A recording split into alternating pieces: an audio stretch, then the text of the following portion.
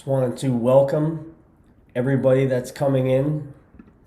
We're going to wait a few moments for folks to trickle in. We have a good number of RSVPs and a great panel today.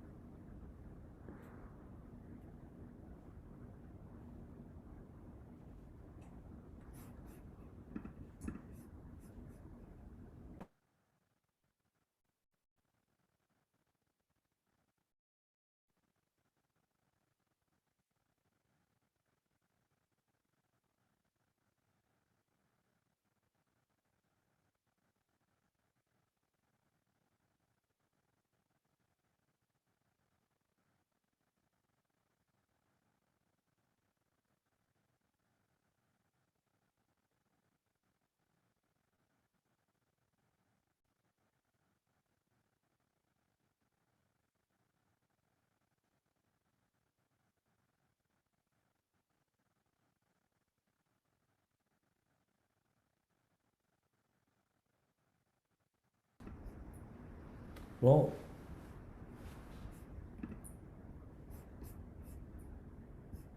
okay, why don't we get started? Thank you all so much for attending this important webinar that comes at a critical time for Yemen. Special thanks to Demand Progress and Quincy Institute for the support putting on this panel with FCNL. Huge thanks to our guests, Aisha Juman, Bruce Rydell, Marcus Stanley, and Anel Shalene for joining us. And behind the scenes, I wanted to thank Kat, Desk Camp Renner, and Kay Vaughn at Demand Progress for supporting this. Our event is called Yemen at the Crossroads. Updates on the humanitarian crisis and what Congress can do about it. And at this event, panelists are going to offer updates on the war and the blockade, the ongoing humanitarian crisis, the U.S.'s ongoing role. We're going to highlight stories from the ground in Yemen. I'm really excited that Aisha Juman is with us here today from Sana'a on Zoom. We're going to try to offer some perspectives on what role Congress can play in ending U.S. involvement in the war and blockade, including an analysis of provisions in the FY 2022 National Defense Authorization Act. And as I mentioned before, consideration of this year's NDAA comes really at a critical time for Yemen, as roughly 16.2 million people are at risk of famine right now. The UN has warned in March that 400,000 children are suffering from severe acute malnutrition and could perish without urgent action. The House of Representatives recently passed several NDAA amendments by Rep. Khanna and Chairman Meeks, which respectively seek to end and limit U.S. participation in the Saudi-led war. The text of the Senate NDAA, which I've heard is going to be moving as soon as next week, also contains provisions on Yemen. There are key differences in approach that our panelists aim to try to help folks understand. And for context, recently a 56 national organization coalition sent a letter urging Congress to end all support for the Saudi-led war and blockade. Despite growing pressure from lawmakers, civil society, and Yemeni American activists against the Saudi blockade, during the month of September, unfortunately, the Saudi-led coalition only allowed 9.5% of Yemen's monthly fuel needs through Red Sea ports. And we're going to get into all that and more. I want to just introduce the first panelist. If the other panelists could turn off their cameras for right now, I'm going to introduce Aisha Juman from Yemen Relief and Reconstruction Foundation. Dr. Juman is the president of Yemen Relief and Reconstruction Foundation and also the founder. She has 30 years of experience in public health, including viral vaccine, preventable diseases, child health, and nutrition, primary care, and women in development. Dr. Juman is currently working as an independent consultant coordinating health-related projects in Yemen. Aisha, thank you so much for being with us here today during your busy trip in Yemen. We'd really just love to hear about your travels if you'd be willing to share them with us, as well as any insights you can provide about the current humanitarian situation and impacts of the ongoing war and blockade that you think Congress should know about. Thank you very much, Hassan, and thank you to the other panelists and to the listeners today. I'm in Sana'a now, and for me to get to Sana'a, it was actually a very challenging trip. I left Seattle, where my home is, on September 6th at 9 a.m. and did not reach Sana'a until September 10th at 8:30 p.m. I had spent one night in Cairo, and I also had spent another night in Aden. And then I had to have a private car to drive me to Sana'a because the road is actually extremely difficult and unsafe. So the private car is actually quite expensive. It took me 14 hours and 30 minutes from Aden to reach Sana'a on a very difficult roads, including a waterway, driving on rocks. And if it rains, then you'll just have to wait until the floods goes through the waterways. We drove about 10 kilometers per hour for about 3 hours, then going up a steep mountain. And if there's an accident, the road is blocked. We also passed a lot of checkpoints. I would say probably around 100 checkpoints belonging to too many armed groups, and they can at any point in time detain any traveler. And you don't know who their bosses are at most of the time. On the same day I arrived to Aden, a young Yemeni American man, Abdul Malik As-Sanabani from the north, was killed at a checkpoint in the south, in Lahad, presumably because he had some cash on him. To date, his body is still held, and his family has not been told who killed him, although it was very clear from the videos released that it was a checkpoint soldiers that killed him. Another Yemeni working for MSF was killed a week later at the same checkpoint because he also had some cash and was going to Aden to buy a car. Some relatives of mine, a week before I arrived to Yemen, were killed in a car crash on the same road that I had to take. Everybody in the family died. They had just come to Yemen after several years being out of Yemen. My nephew, his wife, and his 2 children, 7 and 3 years old, on their way back to Aden to take a flight out of Yemen, had a car accident because the night before there was rain and the road was slippery and they had a crash. These are personal stories. These are people I know and care about.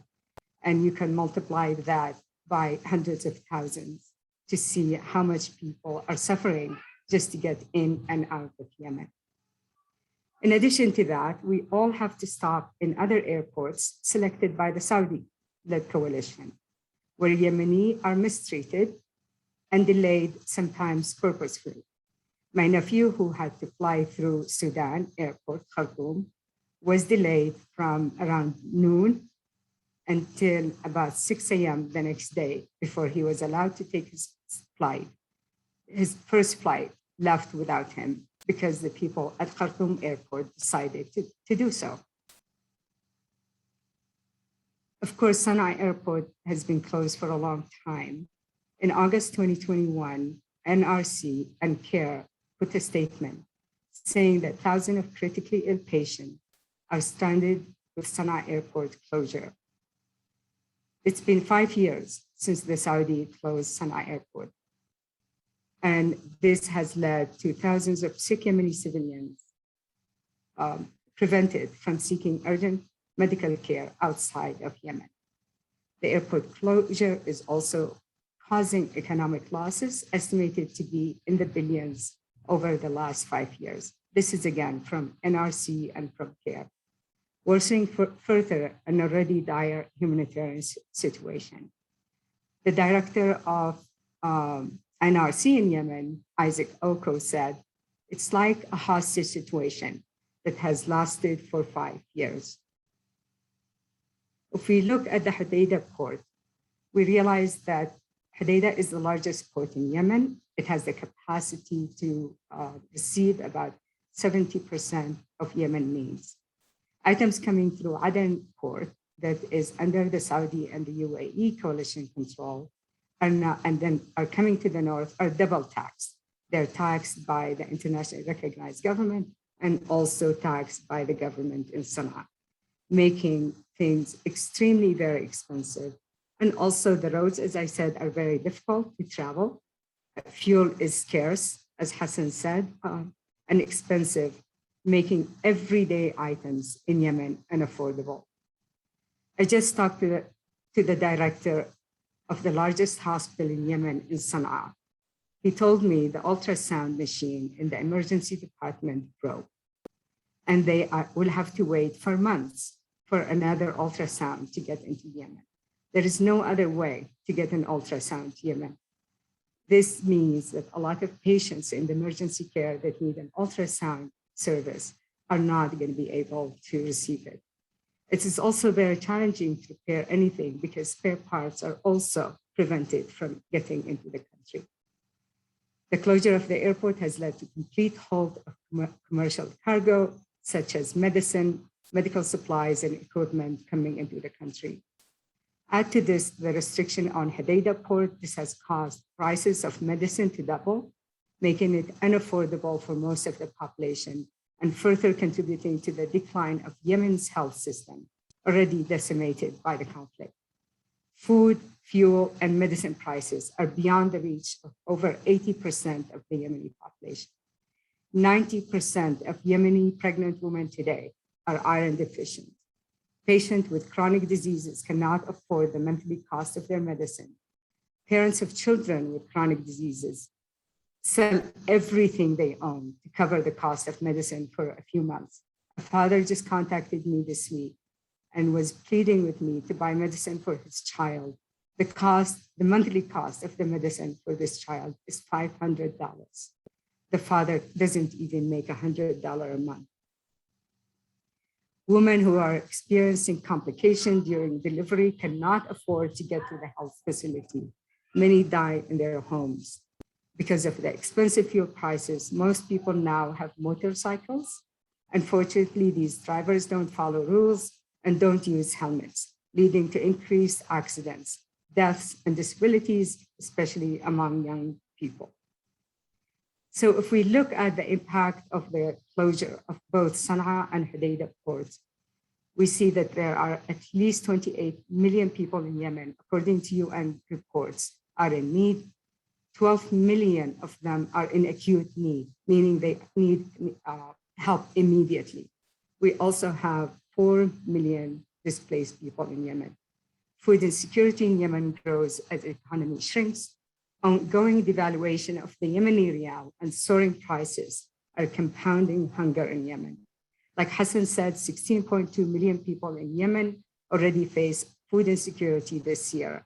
Food prices have risen by around 60% in some parts of Yemen, driven by the collapse of the Yemeni rial and intensifying already inadequate food consumption. In areas under the control of the internationally recognized government, that's supposed to be under the control of Saudi Arabia and the United Arab Emirates, food has become more unaffordable. In July, the Yemeni rial per US dollar exceeded 1,000. At the end of September, it surpassed 1,200 per US dollar. This is double what the exchange rate is in the north. It made food prices in the south extremely expensive. In southern areas of Yemen, where the Saudis and the Emiratis control everything, inadequate food consumption is now over 45%. Compare that to the north, where it's 37%.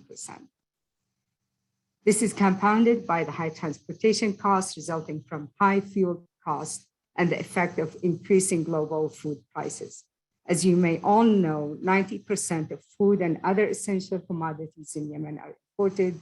Food prices are 4.5 times higher in cost today than they were before the Saudis started their attack on Yemen. If we look at the impact of children, there are 11.3 million children today who need humanitarian help. 10.2 million children need basic health services. 2 million Yemeni children acutely malnourished. 8 million Yemeni children lack access to clean water. There's a vicious cycle of diarrheal diseases leading to malnutrition and malnutrition leading to other preventable diseases.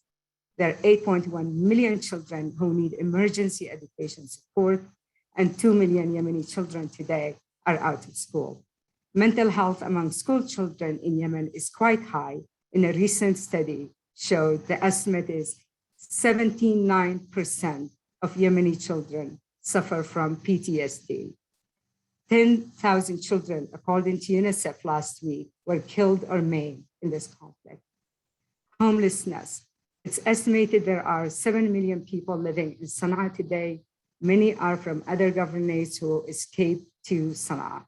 As I drive in Sana'a today, I see whole families homeless, women and children and elderly. This has never been the case in Yemen. You never see homeless families. You may see homeless men, but never families. Beggars are at every corner. Many are older people or women with children. Again, this is a very new phenomenon for Yemen. If we look at the health system, we start with COVID-19.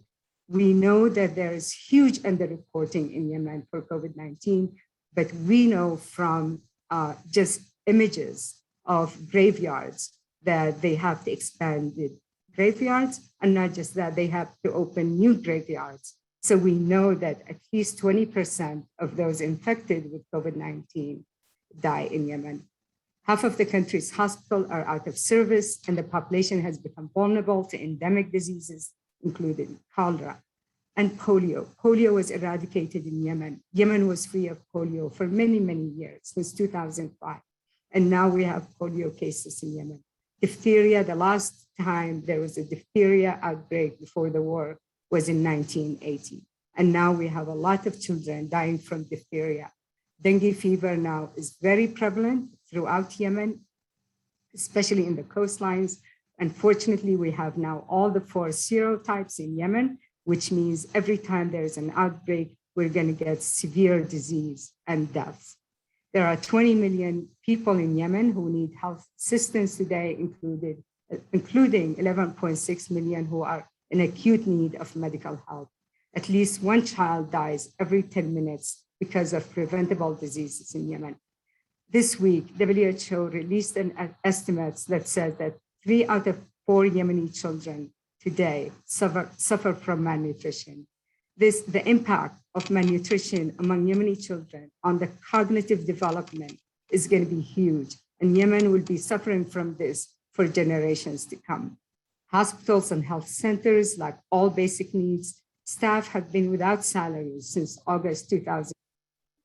Last Thursday, the Saudi airstrike in Sana'a hit a medical warehouse.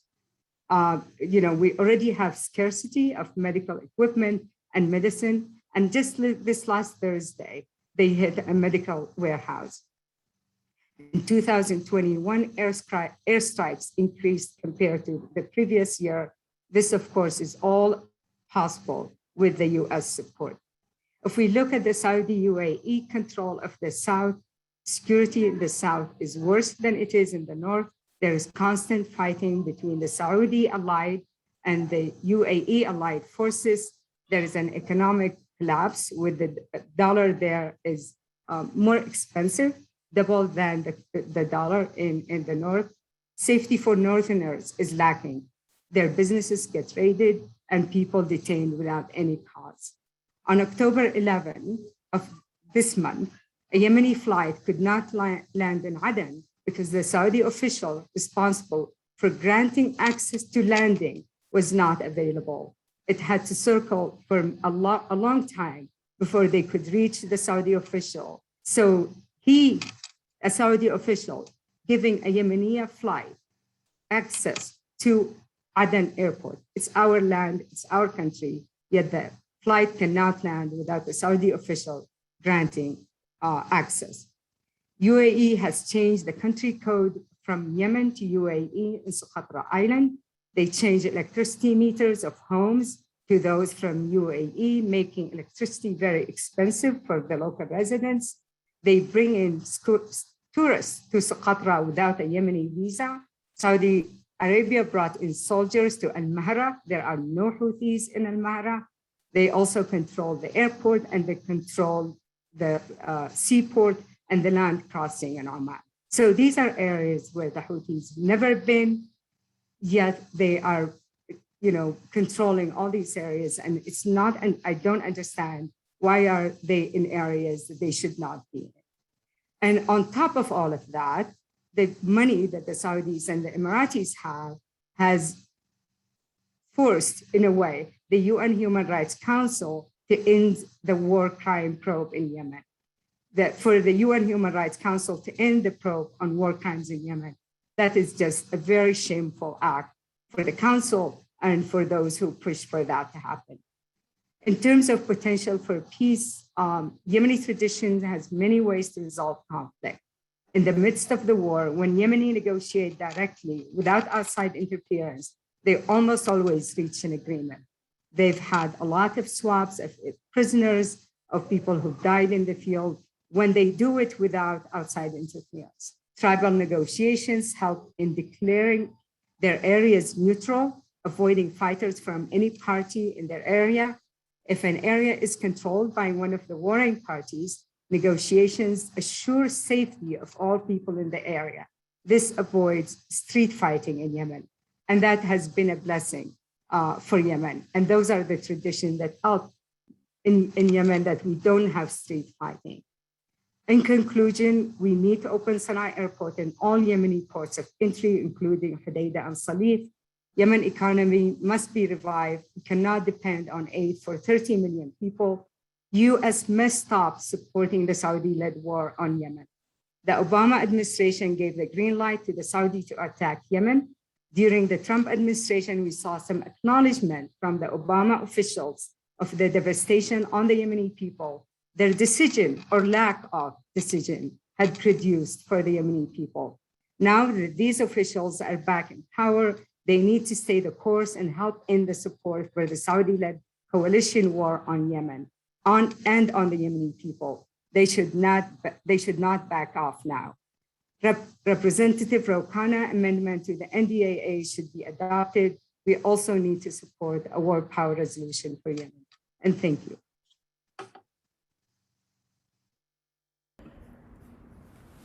Aisha, thank you so much. I'm so glad that you're safe.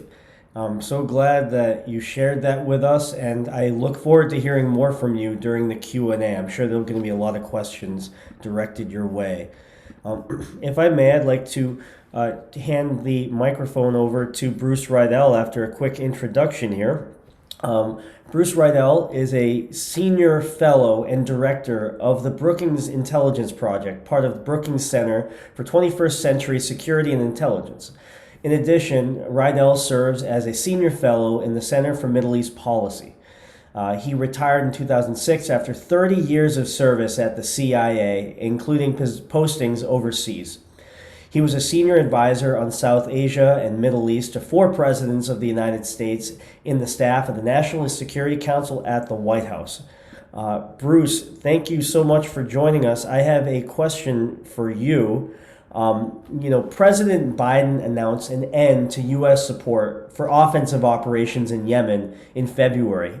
However, as you've written several times since, Saudi Arabia is still really dependent on ongoing forms of U.S. military assistance, including the transfer of spare parts and maintenance, to continue aerial operations over Yemen and enforce the blockade. Can you provide some insights on the nature of ongoing support for the war right now by the United States, its impact on the warring parties, and what leverage you think the U.S. still has over the warring parties, if any? Could compelling Saudi to actually lift the blockade help us reach a ceasefire deal, as the Houthis have claimed it would? Bruce, take it away. Certainly. And I also want to thank Aisha for that very sobering presentation on the situation in Yemen today. The United States provides Saudi Arabia with considerable military support. It is false to say that we are not involved in Saudi offensive military operations today. Let's look at the various services of the Saudi military, starting most importantly with the Royal Saudi Air Force. About 3/4 of the equipment of the Royal Saudi Air Force is American built, sold from America. This includes sophisticated fighters like F-15s.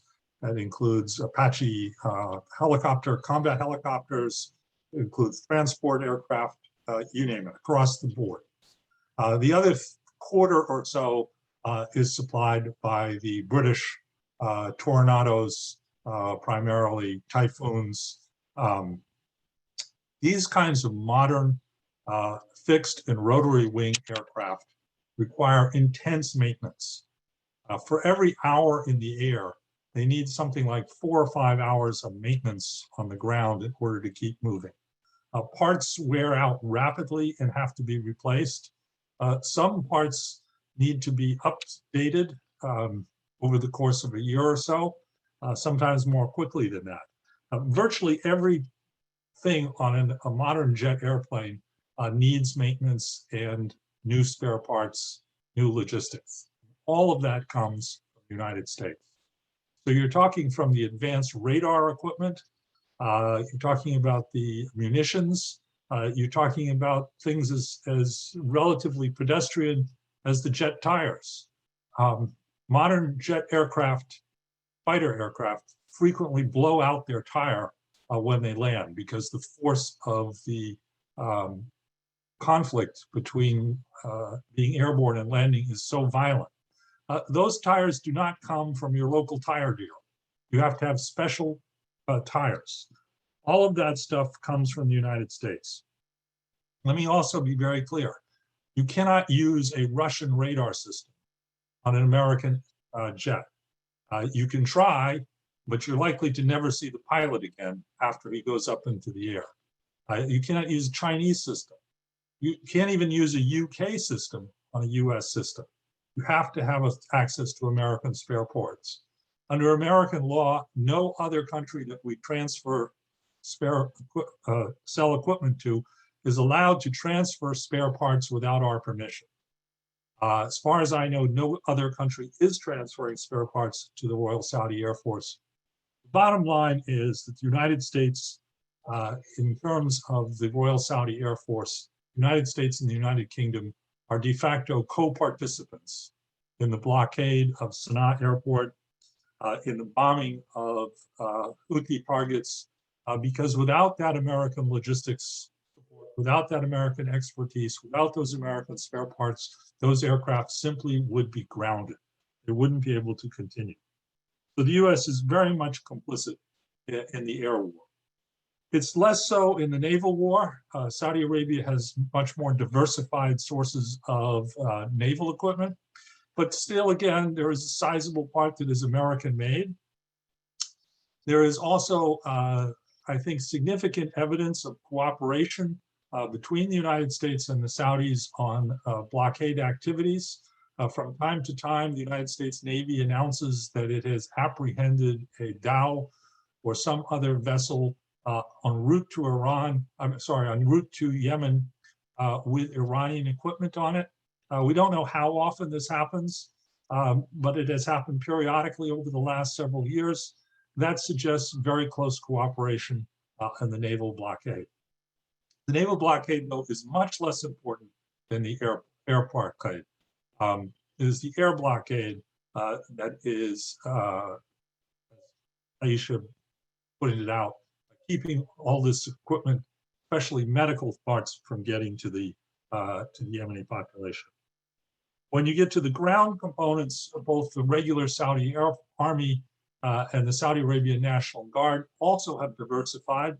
The Army is more dependent upon the United States than the National Guard in terms of equipment.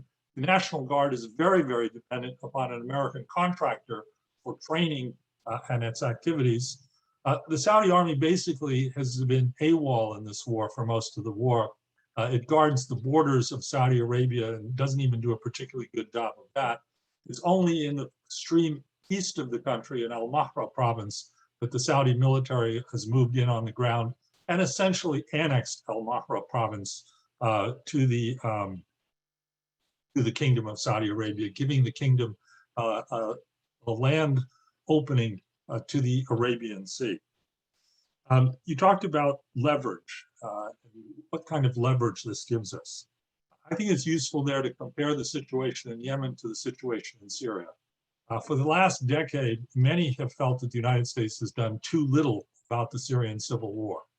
Part of the reason we've done too little about the Syrian civil war is we have virtually no leverage over the Syrian military.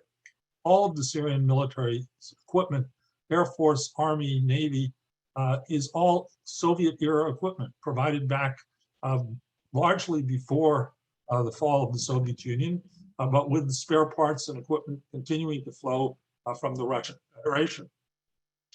Therefore, it's the Russians who had the leverage over the Syrian government, and they've obviously used it to support the Syrian government.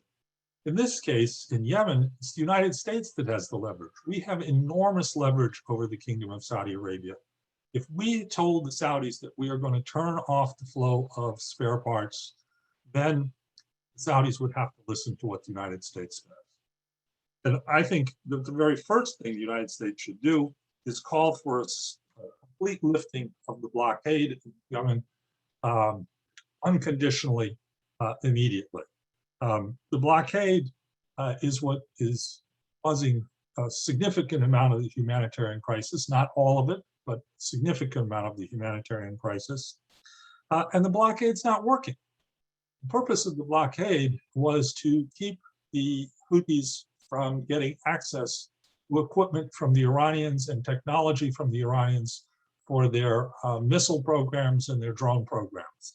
Well, 6 years after the beginning of the blockade, all of those programs are still working. Equipment is still getting into the Houthis from the Iranians. Now, the amount of equipment is relatively small. And it's important to remember at this case that this war, which costs the Saudis literally billions of dollars, if not tens of billions of dollars a year, costs the Iranians a pittance, maybe $20 million at most a year in terms of supplies and equipment that they are coming into the Houthis. The longer this war continues, the more Saudi Arabia is going to go into deeper financial holes, while Iran is able to bog down its regional enemy in a quagmire that shows no hint of ever ending, and which costs Saudi Arabia a fortune and costs Iran a trifle. Bottom line, there hasn't been any change in American military support for the Saudi war, Donald Trump, Joe Biden. Despite all the promises we heard back in February and March, the level of support continues, and our leverage is not being used effectively to bring about an end to the war. Bruce, thank you so much. You always just lay it out in such a clear way, and I really appreciated your and Anel's amazing op-ed. And we're going to be sharing some resources with with anybody that is here as an attendee after the Zoom panel. I also wanted to flag that for folks, please submit questions via the Zoom Q&A function for the end of our discussion, and hang around till the end. So we'd love to have you with us. Now I'm going to pass it over to Anel Shalin from the Quincy Institute. Dr. Shalin is a research fellow in the Middle East program at QI and an expert on religious and political authority in the Middle East and North Africa. She was previously the Zwan postdoctoral fellow at Rice University's Baker Institute for Public Policy, and prior to beginning her PhD, she worked as a journalist in Egypt and Yemen.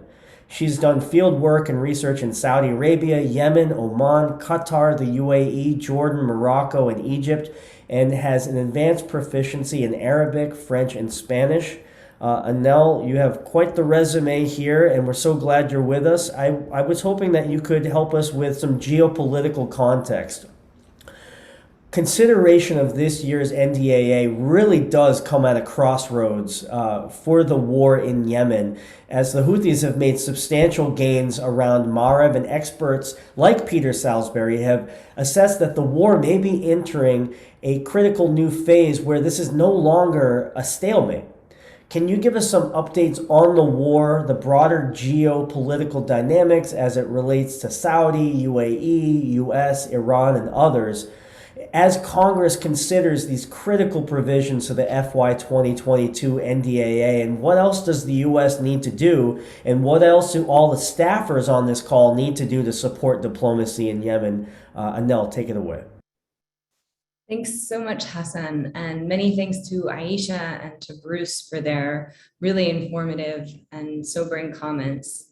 Hassan, I will try to answer your multi-layered question, but I want to be sure also to address certain issues that are often raised about Yemen. And so one thing in particular, which Bruce spoke to, but I think is very important, is sort of this notion that the misperception that the Houthis are really the problem here, that they're the ones driving the conflict, and that the Saudis want peace.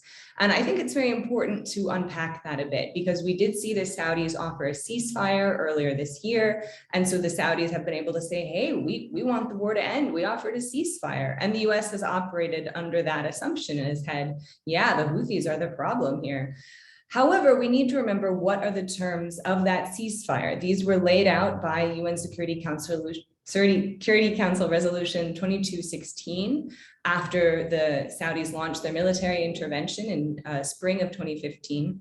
And essentially, the terms of the ceasefire and the terms laid out in this UN Security Council resolution would require the Houthis to give up all of their weapons and give up all of the territory that they have acquired since 2014. This may have seemed appropriate at the time. It is certainly not appropriate now. The Houthis very rightly feel that they are winning, and so they have no incentive to come to any sort of negotiation when UN Security Council Resolution 2216 remains the basis for the agreement. And so for that reason, the Saudis can put forward however many ceasefire proposals they want and say, look, we're pushing for peace, knowing that the Houthis would never agree to such non-starter terms. So in general there, I do think that it's very important to keep in mind who are the aggressors here. The Saudis are bombing and blockading another country. The Houthis are in their own home country. And we know from global experience that eventually invaders do give up and go home, whereas the Houthis really have nowhere else to go. So eventually, we've heard from multiple people, the Saudis are sinking huge amounts of money into this failed war. And we know that they do want to get out. They're just trying to find a way to do so that helps Mohammed bin Salman save face. And I think it's very important that the US not bend over backwards to try to accommodate a Saudi geopolitical partner who in general has not acted in a way that contributes to US interests in the region. So just to point out there that it's very important to keep in mind that although the Houthis have committed horrible crimes and atrocities, just like the Saudis have, this is a war, this is what happens. In the end, it really is the Saudis who are the aggressors here. I think another important thing that often gets brought up is the situation in Ma'rib. So Ma'rib is a city. It's the city is the seat of a broader region, also called Ma'rib. The city itself is about, I believe, 100 kilometers to the east of Sana'a. And this is the last bastion of support for the Hadi government. Hadi was elected without any political competition after the previous president stepped down following Arab Spring protests. This happened in early 2012. He remains considered the leader of the internationally recognized government of Yemen, and the Saudis intervened on his behalf to try to reinstate him in 2015. However, he has not been in Yemen since 2014 when he was forced to flee, and at this point, his government controls almost no territory. And so this is part of why we've seen such an emphasis on Ma'rib from those who want to see him reinstated. And this is understandable to a certain extent because the Hadi government reflects this dream that came out of the Arab Spring that Yemen would be able to move towards a more democratic future. And this is a dream that I think many in the US really also believed in. However, the unfortunate reality is that the longer the war goes on, the more that dream recedes and the less likely it is that Yemen will ever be able to be reconstituted into some kind of peaceful society. The longer the war goes on, the more we see the society breaking down. And unfortunately, as Hassan, you mentioned, what Peter Salisbury of the International Crisis Group was referring to was the fact that previously in the war, we had some main key players. We had the Houthis, we had the Hadi government supported by the Saudis, by the Saudi-led coalition. And then increasingly you had the Southern Transitional Council taking control of the former South Yemen with the help of the UAE. But those three main players are starting to break down. We're seeing more control by sort of local militia groups. We're seeing warlords. We're seeing the nephew of the previous president, Ali Abdullah Saleh. His nephew is holding territory near Hodeidah on the Red Sea coast. He is also working relatively closely with the UAE.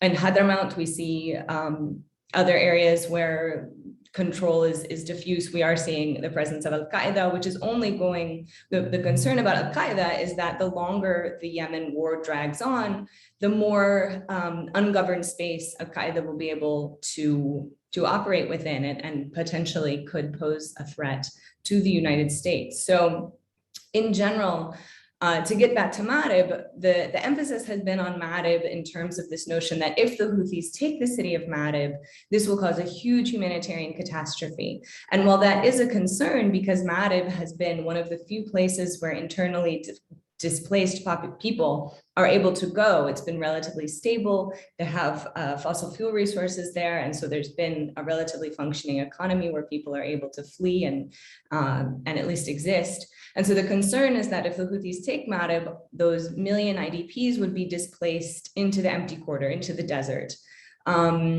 However, what we've observed elsewhere is when the Houthis take territory, as Aisha was describing, they do have mechanisms for establishing ceasefires, for negotiating with local tribes to establish control. Again, not ideal. The Houthis are not good guys, but it is very unlikely that we would see sort of the carnage that certain people have talked about in saying that if the Houthis take Ma'rib, we're going to have, a massive humanitarian catastrophe. What is most likely to happen is that the Houthis would take control. They'd negotiate with local rulers, leaders, tribal leaders, to sort of establish power sharing. And furthermore, part of the reason the Houthis are so desperate to take Ma'rib is because of the ongoing fuel blockade. Ma'rib has these fossil fuel resources, as I said, and if the fuel blockade were to be lifted, the Houthis wouldn't find it to be quite so necessary to establish control of Ma'rib's resources. So interesting there that the Saudi blockade is actually what is helping to drive this Ma'rib offensive, which is against one of the Saudis' last sort of bastions of control within Yemen, other than in the east with Al-Mahra. Another issue to keep in mind here, there's been a lot of talk about this notion that the blockade isn't really the main driver of what we're observing in Yemen, that there are a lot of interlocking factors contributing to the level of the humanitarian catastrophe. And I think that is true. There are many different drivers. We have one very important thing to keep in mind is that public servants haven't received salaries, some of them for years. So they've had no income. At the same time, the price of food and water has been going up exponentially. As Aisha was mentioning, the value of the rial keeps falling. It's falling precipitously in the south, whereas under the Houthi control, they've managed to sort of stabilize it. But again, the value of the rial is much less than it used to be. However, simply because the blockade is not the only factor driving all of these issues doesn't mean that the blockade isn't a factor, and it's a factor that the US could actually have a big impact on.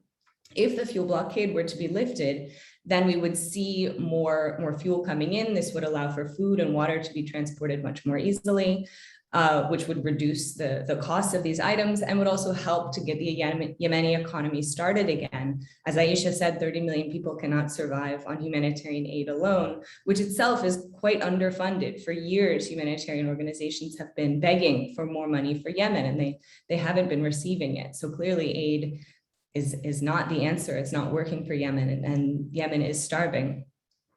I'll stop there, Hassan. I'm not sure if I got to all of your questions, but I did want to make sure that I addressed some of these issues that are often brought up when I'm in conversation with others who work on Yemen. And no, thank you so much. That was really insightful, and you did answer my questions, and I really appreciate that. I'm going to be turning it over to Marcus Stanley. Now, Marcus is fantastic. He's the advocacy director of the Quincy Institute for Responsible Statecraft. Prior to joining Quincy, he spent a decade at Americans for Financial Reform, where he helped direct the efforts of a coalition of 200 organizations on a range of legislative and regulatory initiatives to challenge the power of Wall Street. Before that, he was an economic and policy advisor to Senator Barbara Boxer as a senior economist at the U.S. Joint Economic Committee.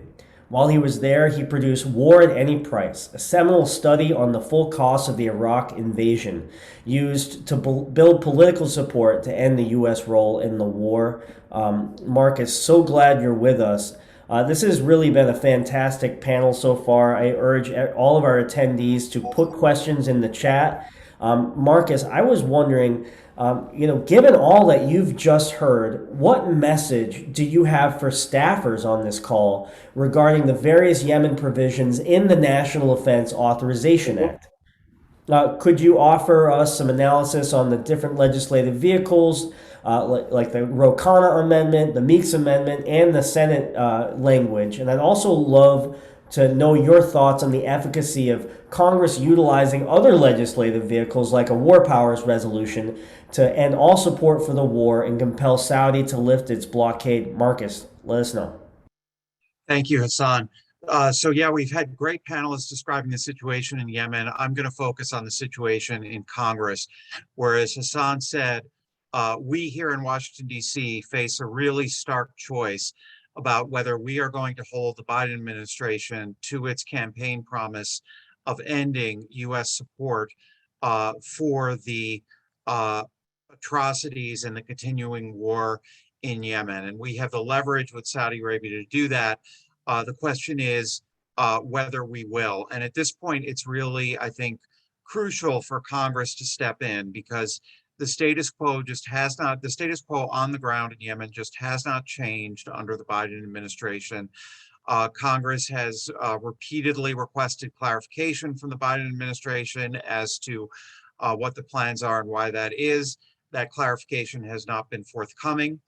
And now with the NDAA debate and vote, we have legislation on the table that would end U.S. support for Saudi actions in Yemen.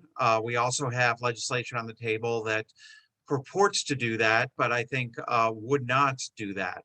So we face a really critical choice. And the choice is in the NDAA context, and I'll also talk about what might follow after the NDAA as well. But in the NDAA context, we face the choice between three items of legislation.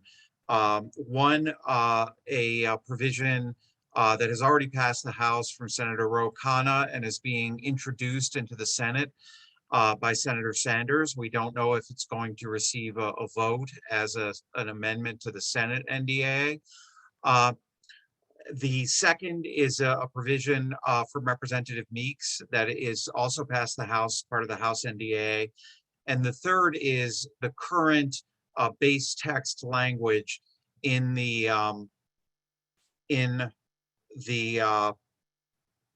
Senate NDAA.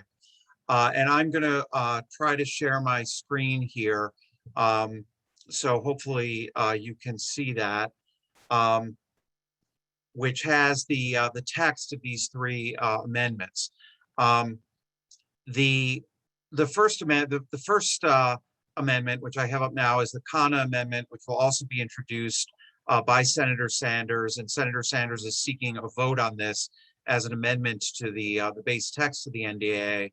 And this is a very straightforward amendment, which simply prohibits U.S. intelligence sharing for offensive coalition strikes, and very importantly, bans all logistical support for all Saudi strikes, however they're classified, including through maintenance or spare parts. And we heard Bruce Riddell state that maintenance and spare parts is critical to keeping Saudi warplanes in the air. The Saudis could not engage in strikes in Yemen without that U.S. support, and the Kana Amendment would ban it.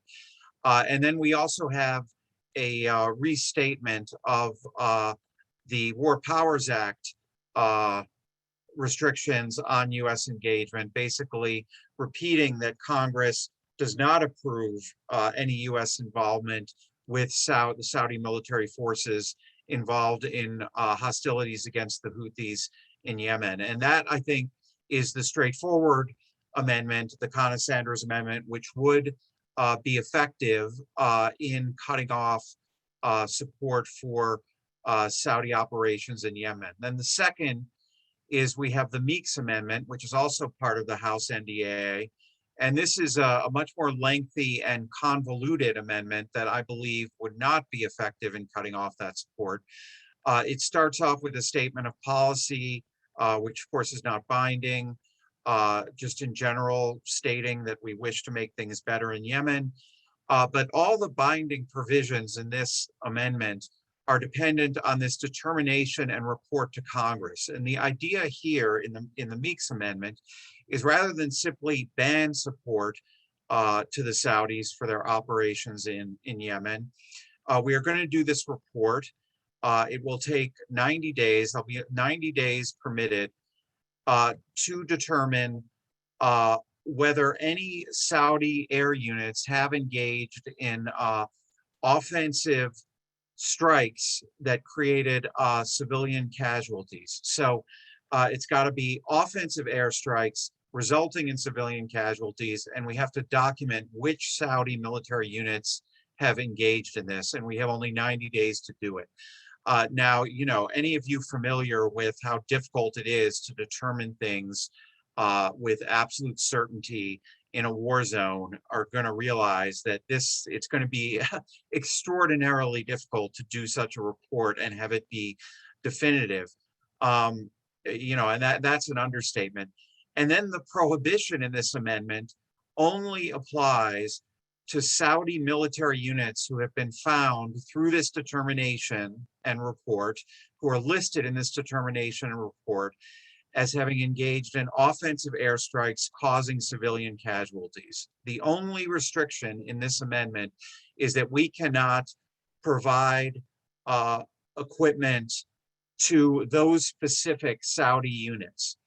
So even if we manage to, you know, within 90 days, come up with definitive evidence about offensive airstrikes causing civilian casualties, the restriction is only on those military units who engaged in those airstrikes. So the Saudi Arabia could simply use another military unit and get U.S. support for doing doing airstrikes with that other unit. So between these two things, you know, and we've already seen that there's enormous difficulties determining what is meant by an offensive airstrike, because you know, the Biden administration already claims they're not supporting offensive airstrikes, but we have not seen any slowdown in the number of airstrikes within Yemen. So I would say, between the need to accomplish this report, which demonstrates offensive airstrikes, civilian casualties, ties it to specific units, and then only cutting off aid to those specific units, the chance that this amendment is effective in really cutting off U.S. support for the war in Yemen, I would say, you know, approaches zero. And then, as if that isn't enough, we have a further exemption saying that none of this applies to any airstrikes that are degrading the ability of the Houthi to launch missiles into Saudi Arabia, which is another thing extraordinarily difficult to provide. So the list of exemptions here, you know, this brings it really down to zero. This amendment is just flat out not going to be effective in cutting off U.S. support. Then we have the base text in the Senate version, where once again, it states that there's a cutoff to Department of Defense support for offensive operations. So right off the bat, this is only limited to offensive operations against the Houthis. So if the Saudis classify this as somehow a defensive operation tied to preventing some form of Houthi aggression, they can still do it. But then we give basically unlimited ability to the Secretary of Defense to waive this prohibition if the Secretary determines that the waiver is in the national security interests of the United States, and tells Congress about it. And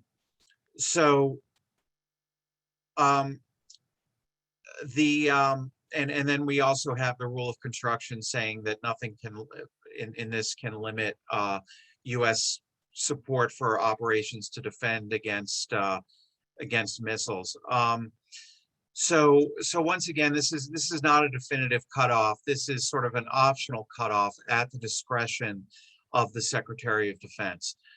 So when you add this all up, we've got a lot of verbiage and language. It's clear there's some language in the NDAA that is going to purport to do something about Yemen, but it's critical what that language is, and really only the definitive cutoff in the Kana-Sanders Amendment is actually going to have an impact in cutting off our support for this war.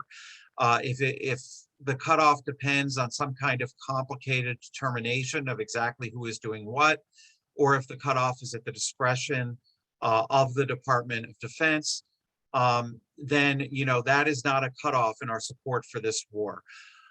So I would just urge people, this is really where you as a staffer play a critical role in explaining to your boss that not all language about Yemen is equal. We can't just be satisfied with language that pretends to do something about U.S. support, but does not in fact do something.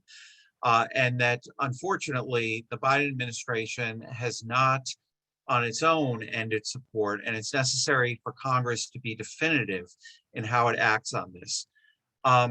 And we could see the NDAA debate starting up in the Senate as early as next week. And part of that debate is going to be whether the Sanders Amendment gets a vote on the floor.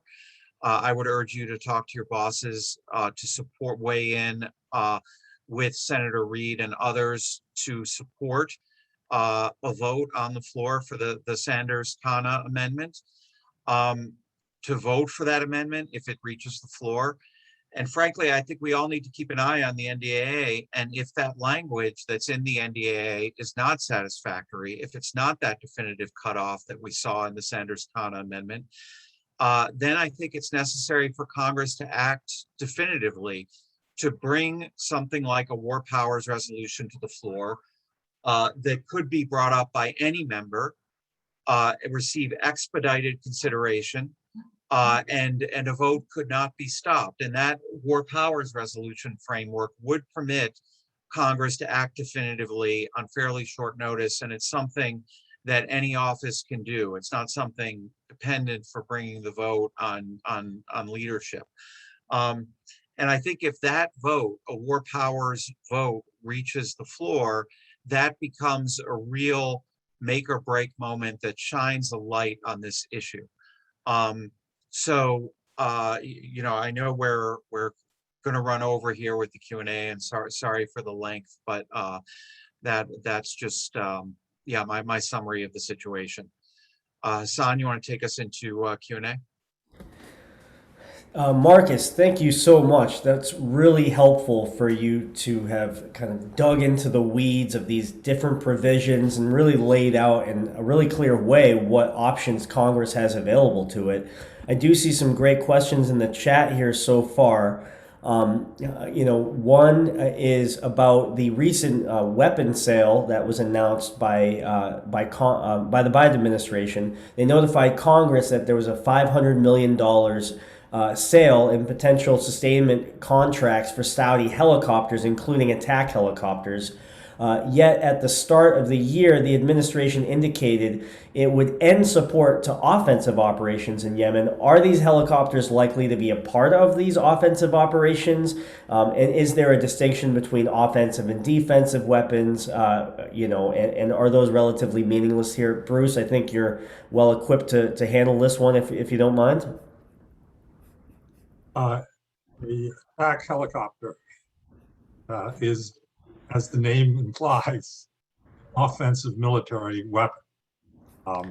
These helicopters are used for a variety of tasks. When they actually fire their weapons, it is almost always in an offensive military mode.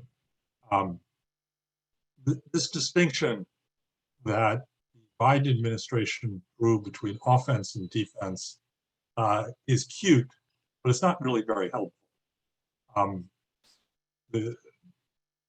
Anyone who's served in combat will tell you that there isn't a lot of difference between being in a defensive mode and being in an offensive mode, particularly when you're flying a jet aircraft or an attack helicopter.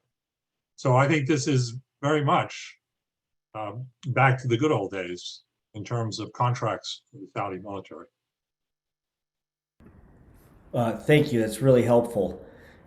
So there's another question here.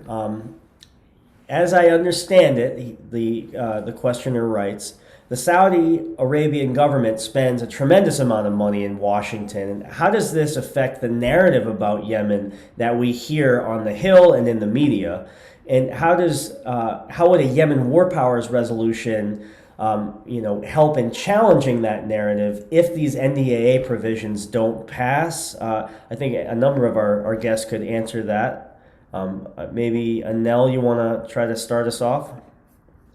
Sure. I mean, I think the amount of foreign money sloshing around Washington and elsewhere is pretty alarming. I would actually argue that I think the Emiratis have been more effective at being able to control the narrative. I mean, clearly in right now we're focusing on what the Saudis are doing and the way the US should try to influence Saudi actions in Yemen. But we shouldn't forget that the UAE remains quite involved in Yemen. And, both Saudi and the UAE spend huge amounts of money in DC and enjoy very close relationships with the US, but the Saudis tend to get a lot more criticism. In general, as I was saying, I think the UAE has been more effective at helping to shape the narrative. I think we do see a lot of criticism of the Saudis. In terms of what a war powers resolution would do to shape the Saudi narrative, I mean, I think it would have a bigger impact than that. I think it would help to reassert congressional authority in the constitutionally appropriated power to declare war. This is what the Constitution gives Congress the power to do. And so in general, I think that not only would a war powers resolution clearly be necessary because we haven't seen the administration living up to its own promises in terms of what it said it was going to do of ending US complicity in the war, but this would also have broader effects in trying to get Congress to reassert its authority on war fighting in general. Oh, Hassan, I don't think we can hear you. Apologies. Thank you so much. Marcus or Bruce, if you have anything else to add to that, otherwise I can go to the next question. I just think a war powers resolution would be really critical in giving this issue a moment on center stage, and it would be very difficult for the administration, given its campaign promises and given the horrors of what is happening, to oppose that resolution or attempt to veto it as Trump did. Yeah, thank you so much, Marcus. This next one actually is for Aisha, if she could come on camera. She said she was intrigued by Anel's comment about the Arab Spring and how supporters of Hadi think it would lead to democracy. I would just love for you to comment on that and let us know your thoughts. Thank you, Hassan. Yeah, I was actually quite surprised and intrigued by the fact that people think that the Arab Springs and supporting the war on Yemen, the Saudi-led war on Yemen, is because we're holding to that dream of democracy. The fact that Saudi and UAE are leading that coalition that are anti-democratic, that people, if they tweet, they get jailed for 4 years, are to be supporting democracy in Yemen is laughable. So that argument that the Saudi and the Emirati are supporting that government and the people think that they're supporting them to bring democracy to Yemen, it's just non-starter. I don't believe in that. These are some of the most oppressive regimes in the region. They survey their population, they tap their phones, and we've learned that they don't just tap their phones, they tap all the enemies' phones, including foreign officials. So I don't know why people think that Saudi Arabia or the UAE want democracy in Yemen. Thank you. Thank you so much, Aisha. This question was not asked by anybody in the Q&A function, but it's something that I've heard a lot on the Hill, or I shouldn't say a lot, but I have heard it, that the ongoing U.S. support might not actually be covered by a war powers resolution. That maybe the NDAA could work, but a war powers resolution couldn't necessarily cover the existing forms of support. Marcus, I'm wondering if you could respond to that and maybe take us into a little bit of the weeds of what the War Powers Act is and why it still applies to this ongoing transfer of spare parts and maintenance. Okay, let me bring up the the War Powers Resolution, like many congressional like many laws, it has language in it which can admit of different interpretations. And Section 8A of the specific issue that people bring up is what does it mean for the United States to participate in a war? And Section 8A of the War Powers Resolution says that the U.S. participates in a war when civilian or military personnel of the Department of Defense command, coordinate, participate in the movement of, or accompany forces when of a foreign country in which there exists an imminent threat that those forces become engaged in hostilities. I'm semi-paraphrasing there, but the argument then becomes: is the U.S. commanding, controlling, participating in the movement of Saudi forces that are engaged in hostilities in Yemen? Now, it would seem obvious that if you're taking airplanes and making it possible for airplanes to fly, and as Bruce said, putting the tires on and putting parts in airplanes after which they take off and bomb Yemen, that you are participating in the movement of those airplanes. Certainly, that is an entirely reasonable interpretation of that language.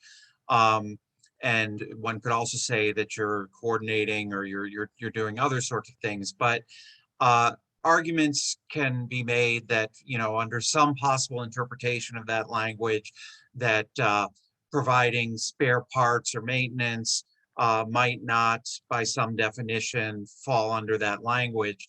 Well, I would say to that, Congress is the authority on the meaning of words that Congress has passed. I think a court would be extraordinarily reluctant to take language like that and say, oh, Congress, you passed a war powers resolution saying we have to get out of this war, but I'm now going to say that helping airplanes fly does not count as participating in the movement of airplanes. That would be extremely abstruse and philosophical way to try to strike down participation in a war. So Congress really, I think, has the freedom to determine what that language means.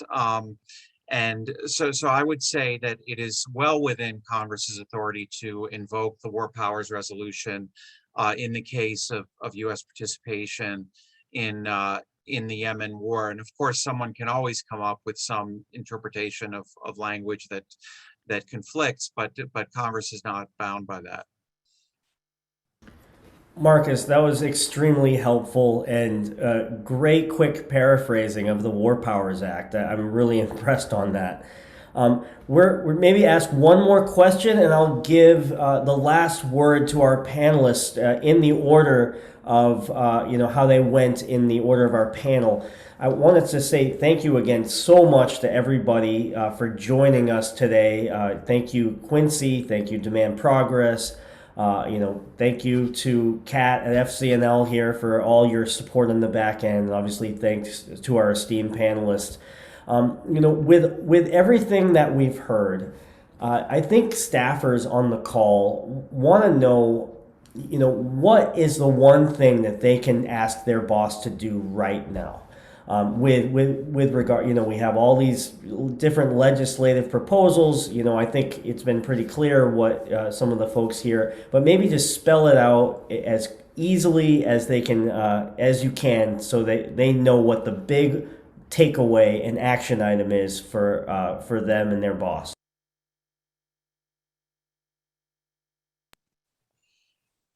I would say, if you're in the Senate, approach leadership and Senator Reid about getting a vote for the Sanders Amendment to the NDAA on the floor. If you're in the House, approach Chairman Smith and leadership about making sure that the Kana Amendment is not struck from the text of the NDAA. The Meeks Amendment can maybe stay in there, but as I said, it's a toothless amendment if the Kana Amendment is not there. And if the Kana Sanders language is not in the NDAA, I think you should talk to your boss about being that member who steps up and introduces a war powers resolution. That's that simple. Marcus, thanks for putting such a fine point on that. With that, maybe we can have a final word, final 30 seconds or so from Aisha, then Bruce, and then Nell, then Marcus, in that order. Thank you, Hassan, and thank you, the panelists and everybody on the call again. I would also echo what Marcus said, and I will also call on my fellow Washingtonians in the state of Washington to call on Adam Smith and, pressure him or have him understand that the Ro Kana amendment is very important for us to end the support for the Saudi war in Yemen and to end the suffering in Yemen. The suffering in Yemen is caused by the US support, and it's time to end it.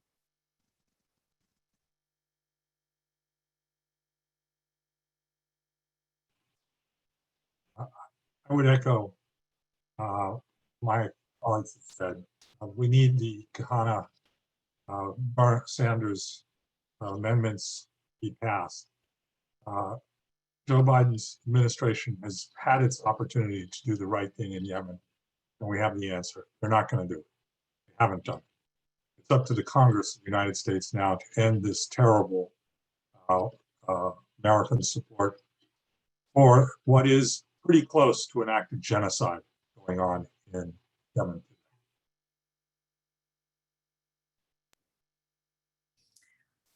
Just to echo what Marcus said in terms of what members of Congress and what staff can do, and I would just want to address. There was one question from an audience member asking if there's so many organizations working on this, why haven't we seen a shift? And I think that has been very frustrating for those of us who have worked on this. And unfortunately, I think this has to do with the fact that the Biden administration has chosen to prioritize this relationship with Saudi Arabia, which remains the largest purchaser of American-made weapons, that they're prioritizing that, even though the Saudis have consistently acted in a way that is not in keeping with US interests. And that we, as the American people, as those in a position to perhaps have influence on Congress, we need to push the Biden administration to say that it's not acceptable to continue to put Saudi preferences and the preferences of weapons manufacturers over the lives of the people of Yemen.